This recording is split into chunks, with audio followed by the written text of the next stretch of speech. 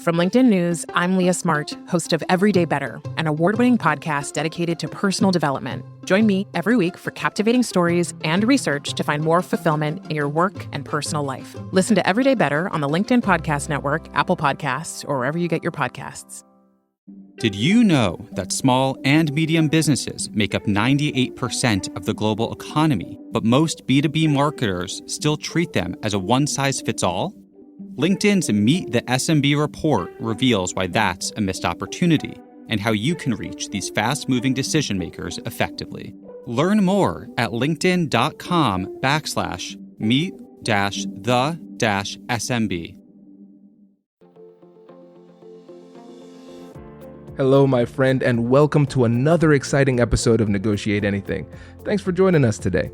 With over 10 million downloads and listeners from more than 180 different countries, it's dedicated listeners just like you who have made Negotiate Anything the #1 negotiation podcast in the world.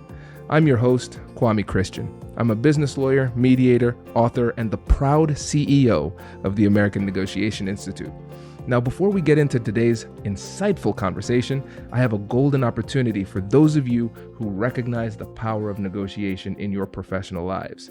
Have you ever found yourself wishing that you could navigate those high-stakes conversations with more confidence? Or perhaps you're looking to empower your team with the art of persuasion and conflict resolution. At the American Negotiation Institute, we've crafted specialized keynotes and workshops tailored for those very needs. We've transformed the negotiation skills of professionals worldwide, and we're eager to do the same for you. We believe the best things in life are on the other side of difficult conversations, and our goal is to help you improve your lives and the lives of those around you, one difficult conversation at a time. Don't let another challenging conversation leave you second guessing. Click the link in the description to discover how we can help you find confidence in conflict, negotiate better deals, and have stronger relationships. Because in the world of business, every conversation counts. And now, without further ado, let's jump into the interview. Krista, thanks for joining us today. Thank you so much for having me. It's been a long time coming. Yes. So how about you get us started by telling us a little bit about yourself and what you do? Sure. My name is Krista Russell. I am Deputy General Counsel of Airbus OneWeb Satellites, which is a joint venture down on the space coast of Florida. We design and manufacture satellites for low Earth orbit. And by we, I mean, I don't have anything to do with it, but I manage the transactional activities of our supply chain and other general corporate matters as they come about. I'm also an adjunct professor for the University of Miami School of Law. Been doing that for a few years now, where I teach a transactional skills course. And I'm also mom to 3 and bonus mom to 4. So that probably is the biggest and most relevant title in my life on most days. Very impressive. So mother, professor, lawyer extraordinaire. So you are busy. So I appreciate you taking time. No, absolutely. Thanks for making time for me. Yeah, my pleasure. So Krista, when it comes to human interaction, negotiation, conflict resolution, what is it that's giving you the most energy right now? What I really love about human interaction is just what's really not always apparent, like figuring out what's going on behind the scenes, what drives people, what motivates people, whether it's fear or passion or energy, or maybe the intersection of both. That's really what I enjoy most. I love it. And now, when we think about figuring people out, actually, what would be interesting, Krista, is to talk about the commonalities between your various identities. So you're dealing with students and faculty, you're handling transactional negotiations as a lawyer, and then you're also a mother to 3 + 4. Yes, sir. So how do you flex all of these skills in different ways, but in these different circumstances? Carefully. I used to write a series on a blog that I ran for many years, and it's still live, but I don't write as often anymore. It's called Recovering Superwoman. Just recoveringsuperwoman.com was the website. And I used to write a lot about whether being a lawyer made me a better mom or being a mom made me a better lawyer, just as a fun series of picking through and the things in now my 7 years of being a mom that I've learned in the practice of parenting, and how negotiating with a toddler is arguably sometimes more difficult than your most obnoxious opposing counsel or supplier or whoever it might be, and just how those things kind of cross together. They're obviously all influential. And in many of my roles, particularly as a professor and as a mom, you have that more of a pedestal kind of role. Your kids look up to you, your students look up to you. And it's very easy to settle into that as well. But I think in my day job, if you will, it's a little bit more humbling, right? You're not really elevated. Sometimes people look at lawyers that way, but I've always been the kind of lawyer where I want my clients to look to me more as a business person than a lawyer. Like I want them to come with me with non-traditional legal questions because they think that I know their business so well and I'm a creative solutioner just as much. And isn't that what parenting is? Like creative solutioning through crazy situations that come up, whether you're cooking dinner for the seventh time that day or any other negotiation that the kids come up with over the course of a daily life. Yeah, I mean, you have to stay nimble, especially at home with the kids, but then also at work, because what's really interesting about being in-house is the fact that you're sitting there at the cross section of law and business. And I think there's a stigma. There are many stigmas against against lawyers.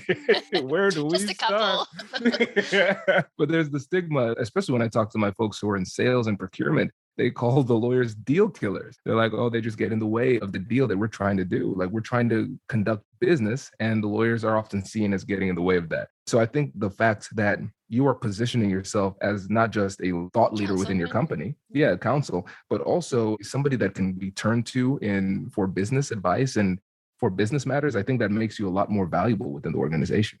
Thank you. I spent about 5 years of my career working for a large Fortune 50 company whereby legal had a seat at the table. It was just given. Maybe it was earned earlier decades ago, but by the time that I got to the company, you were treated with a very important role and it was impressed upon the entire hierarchy of the legal department. And there's 300 some lawyers across the globe how important and valuable that seat is and how rare it is. And most of us that came from other places knew how rare it was because perhaps we weren't given that same weight or deference or respect in previous companies, whereby legal's not just here to foresee consequences, but rather to actually weigh in on decisions. And I think that shaped how I practiced. Really, I think it elevated me to a level where I think I had the confidence already, but just kind of having the backing of a really large organization that valued that input allows you to operate, like you said, more nimbly earlier. It just allows you to move quicker. Absolutely. And let's get into that a little bit because you said legal should weigh in on these decisions. Can you give an example of the benefits of having your lawyer weighing in on those decisions? Yeah, I mean, I can come up with a bunch of them. The first thing that most often comes to my mind when you have that business and legal intersection is making choices faster. So you already said, so many people say like, oh, deals go to die in the legal department. But that's because lawyers get involved at the end. They're like brought in because like, we don't really want to get the lawyers involved unless we have to. And then the lawyer's like, what the hell is this? You didn't think of this, and this, right? And the fact of the matter is when the lawyers present themselves in a way that they know the business, they figure out what's the cash flow, how's the margins work, where does the product move through, how are the widgets made, essentially. When you actually get into the business and you're empowered to do that through legal department of adequate size and resources, really, you can be that. So when the lawyers are involved from the beginning, even though the instinct might be like, let's not get them involved, by the early involvement, you're like partnering all the way through. And it's one more person coming up with strategic plans and solutions. And all of us have had the negative litigation experience when deals went wrong, right? So we can take that knowledge and we can kind of help guide it along the way. I always say, read the books like Getting to Yes, Getting to Maybe, all of those things. For me, it's always about getting to yes. It just means it's not always the same way the business wanted to do it. I have this objective I need to meet, but you can get to that objective. It just might not be going down street A. It might be street B, then turns onto street A after a certain intersection. And I think that's really what our job is helping them actually execute on their goals, their plans, their sales numbers, whatever it might be. Yeah, I mean, at the end of the day, when we think about law and negotiation too, these are tools that help us to solve problems and take advantage of opportunities. And I love the fact that you said, yeah, we're always trying to get to yes, but we have to make it clear that the yes is our objective. The yes is our goal. And it's not this particular deal right in front of us. And sometimes the right answer is no in this situation. And it's better for us to understand that early so we can pivot and find another solution Right. for the problem in front of us. I had a boss that described it something like There's always ticking time bombs in the closet. It's just our job to make sure the right people know about them. Some iteration of that. And I thought that was really poignant. That's right. We are going to have risks that come up, but we should know what those risks are. We should choose them intentionally because somebody's hiding it and doesn't want it to be found out, or we're like pushing a deal through so we can meet the end of the quarter numbers or whatever. Absolutely. Let's bring this back to what we were talking about before when we're trying to figure people out. Because here within an organization, you have the people within your organization on the legal side, you have business development, you probably have marketing, everybody involved internally. And then you have external conversations as well. So let's think about it from the inside out. When you're trying to figure out people internally, what does that look like? So I know one of your taglines in the podcast is like the best things in life are on the other side of, is it difficult conversations? Something like Let's that. go. So Yes. difficult conversations with yourself, right? We always think about the conversation as the negotiation with the other side. But really, what I've spent the best part of my years of practice doing is getting out of my own way.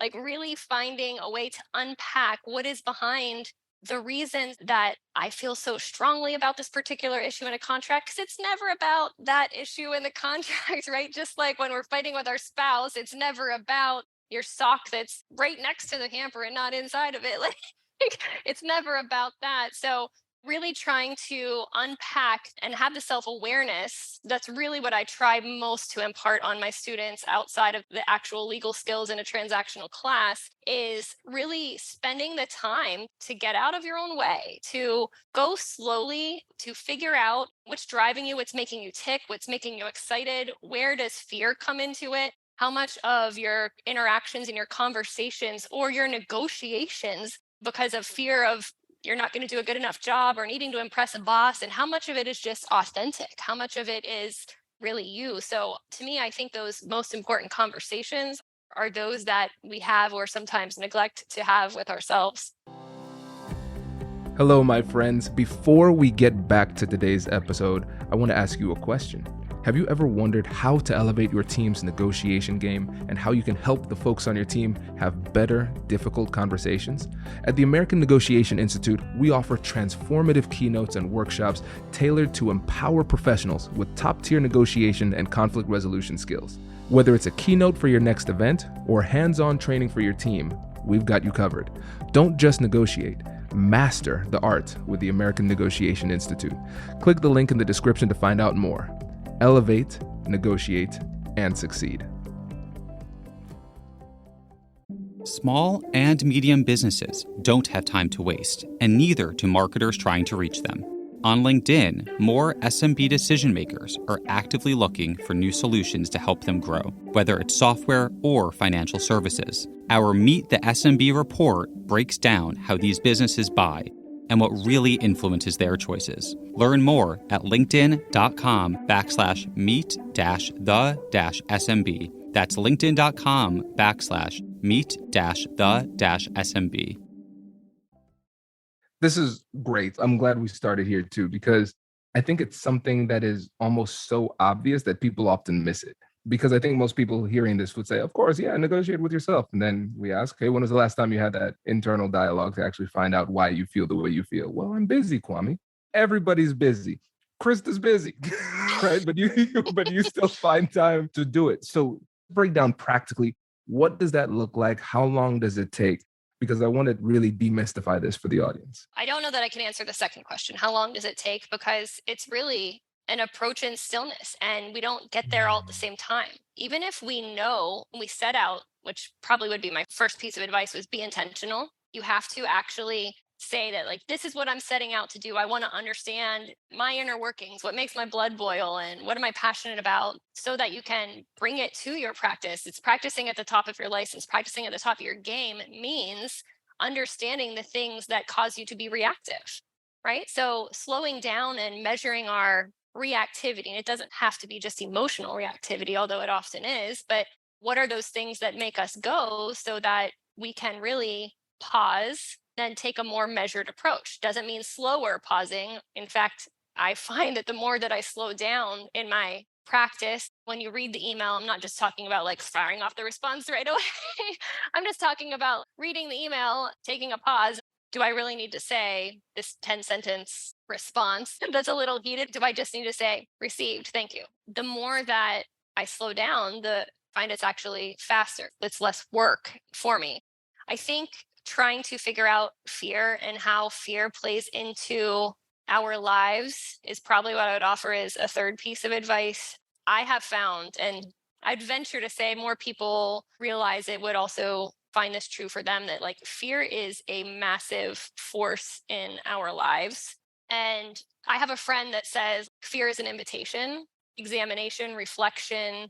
It's often an invitation for opportunity, and we just have to find careful process to work through it and to not react to the fear itself. It's a secondary emotion. It's never the primary thing underneath. So the more that we set out and try to follow that path, being intentional means kind of having a plan, whether it's sitting in a yoga class or just pausing at the end of your day and reflecting on various pieces. Like, I mean, I have a lot of kids, as we talked about already. Like, it's very hard for me to find intentional time if I'm just letting the days happen and if I'm waking up without really being mindful of what I want to get done before the insanity in my house starts. It is insane. It's chaos by any traditional definition, but it's very easy to let that take over on a daily basis. And I'm not always setting up with the intention to get up in the morning an hour, 2 hours, or 3 hours ahead of the kids. That's not sustainable every day either, because you can't predict what night looks like and how that's going to go with 7 kids. But there is an overall intentionality in my practice of heavily involved self-examination.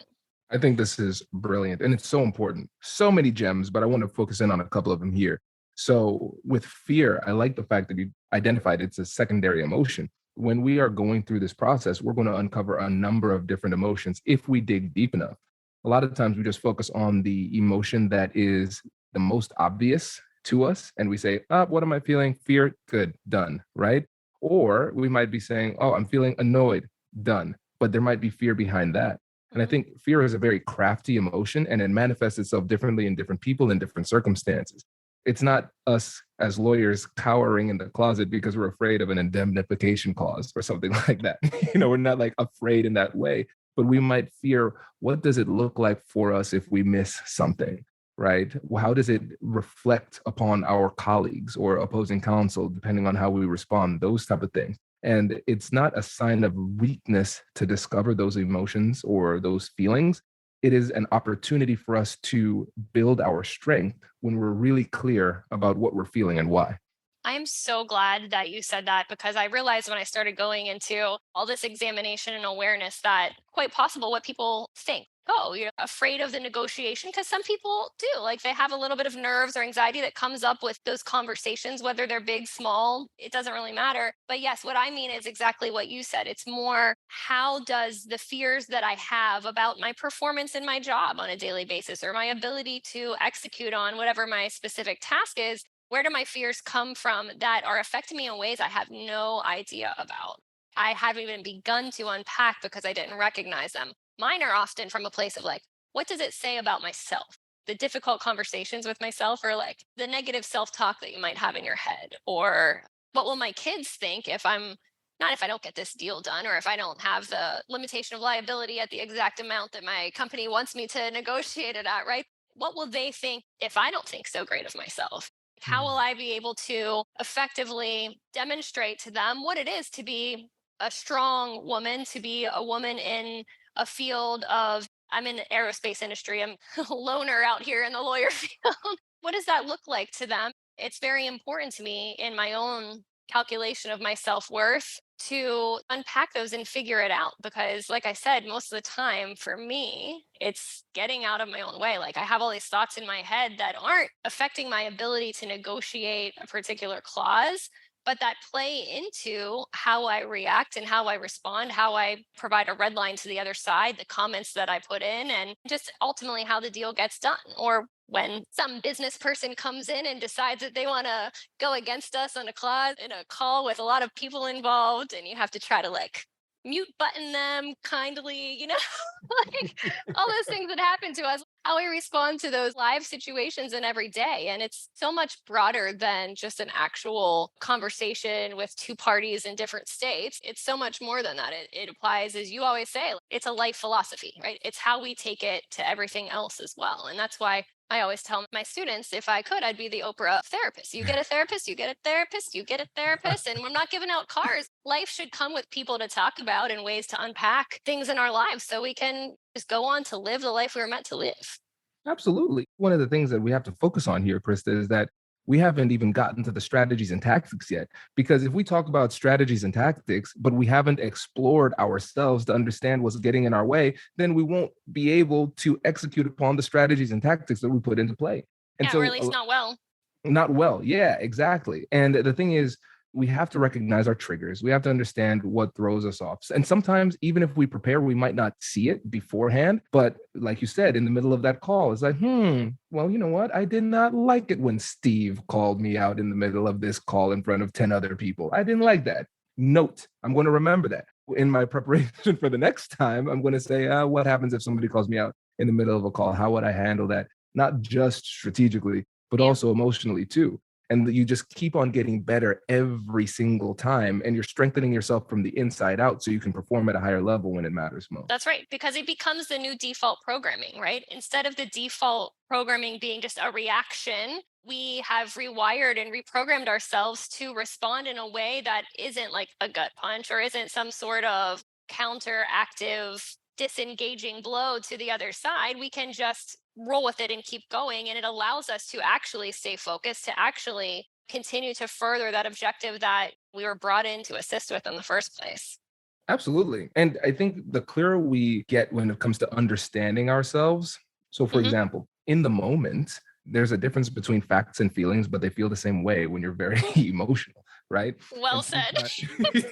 sometimes- and so I need to be able to stop and realize, that kind of thought sounded really clear. That's not the path I want to go down. And so I have to understand the difference between Kwame when he's thinking strategically and Kwame when he's thinking emotionally. I have to understand that distinction so I can get clear messages and make the right decision. And like you said, we have to be flexible. We have to adapt, and we won't be able to adapt appropriately if we're misreading the situation within ourselves too.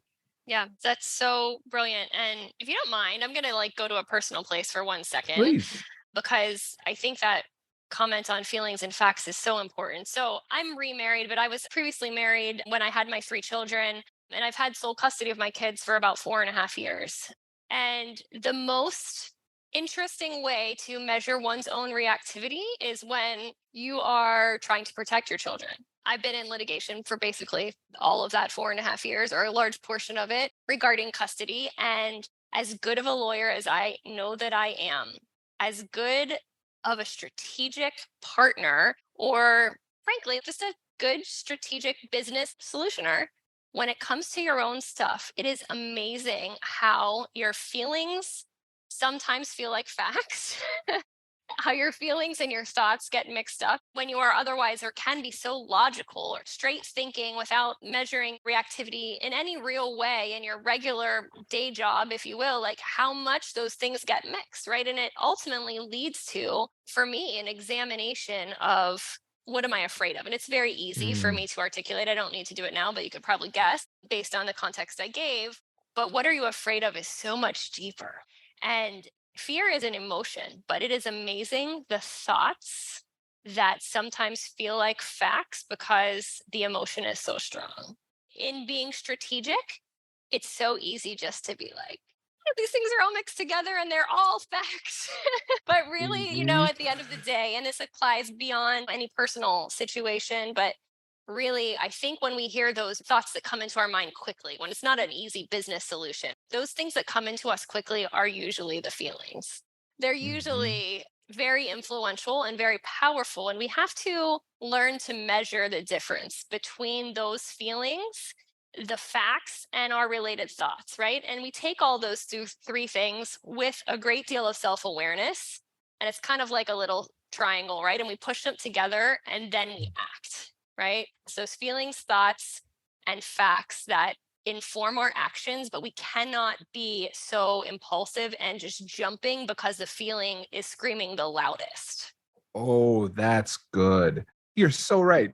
We have the feelings, the facts, and the thoughts. And you're right, the feelings are always going to be the loudest. Right. When you think about it, amygdala and the limbic system, they have the first shot at interpretation. It's very, very fast and very, very loud in our heads. First, I just want to commend you for telling us that story and being vulnerable in that way. Even if we can't relate to the intensity of what you were going through, we can relate in general to the reality that sometimes our feelings can have their hands on the steering wheel. Oh my gosh, if we can think about this in the metaphor, I think it was Emotional Agility, a great book. The author gave this metaphor of you're going on this car ride and you have your emotions. They're with you in the car, but they shouldn't have their hands on the wheel. That was really interesting, but you have to be able to be savvy enough to know whether it's an emotion or a thought that's trying to reach for the steering wheel. And I think one of the things for me personally is that I like to pride myself as a strategist. Sometimes I can see with clarity that I am not thinking clearly, and I have to give the reins to somebody else. So sometimes the best strategy is to bring in somebody else to handle this negotiation for you, because for whatever reason, your emotions are clouding your judgment. And the best thing you could do is step back. I couldn't agree more. Tell me if I'm wrong here. It's that pause that gives you the awareness and the ability to take that step back. Substitution is a super powerful tool and really underrated in negotiations. Yeah. I always try to tell students, coworkers, some people on my team, pulling someone else in to finish a deal is not weakness. That's not you can't get it done. That's you being a brilliant lawyer and recognizing that sometimes it's just changing the personality, right? It's just changing the dynamic of we've been in a long 9-month cycle of negotiations and the parties just kind of butt heads at a certain point. That's good lawyering. You're not weaker, you're not less than. You have to get out of your own way. You got to deal with your stuff in order to be able to have the maturity to do that. As you just said in your example, that comes from a pause. That comes from not being super reactive in the moment and just saying like, hey, actually, part of my strategy here is getting it done. And so I'm going to pull in my colleague. I can make myself sound like the bad guy. It doesn't even matter. My boss is going to be happy when it's done at the end of the day, no matter what skills in my toolbox I use to do that. Oh, brilliant. I love it, Krista. This was great. I really appreciate you coming on the show today, dropping some knowledge bombs. I'm looking through the notes. This was exceptional. I think we explored emotional regulation and just negotiating with yourself in a way that we haven't done yet on the podcast in 900 episodes. So kudos to you. Hey, I love that. That's awesome. Thank you so much for this opportunity. It's been a pleasure. Yeah, my pleasure. And anytime you need a refuge from parenting, just let me know. I'll come back on. We'll make it happen. That's right. I'll be like, hey, I need a couple hours. Let's get on. But I think we'll talk again, even without me needing a refuge. So Absolutely. Absolutely. Krista, thank you again for joining us. And before you go, let the listeners know about the best way to reach out if they wanted to connect. Yeah, sure. LinkedIn is the best way to reach me. I am at LinkedIn/legally Krista Lynn, LEGALLY, Krista Lynn. You put that in the show notes. Awesome. Thanks again for joining us. Really appreciate it. Thanks. Congratulations! You've just joined an elite club. By listening to a full episode, you're now officially on the Negotiate Anything team. So welcome aboard. What most team members do is they subscribe to the podcast because that allows them to automatically get the latest episodes of the show. The best things in life lie on the other side of difficult conversations. Keep learning, keep practicing, and keep getting better. Your relationships will improve, your career will soar, and you'll have the confidence you need to get the most out of these crucial conversations. Again, thank you for joining the team. We're excited to have you, and I will see you in the next episode. I'll catch you later.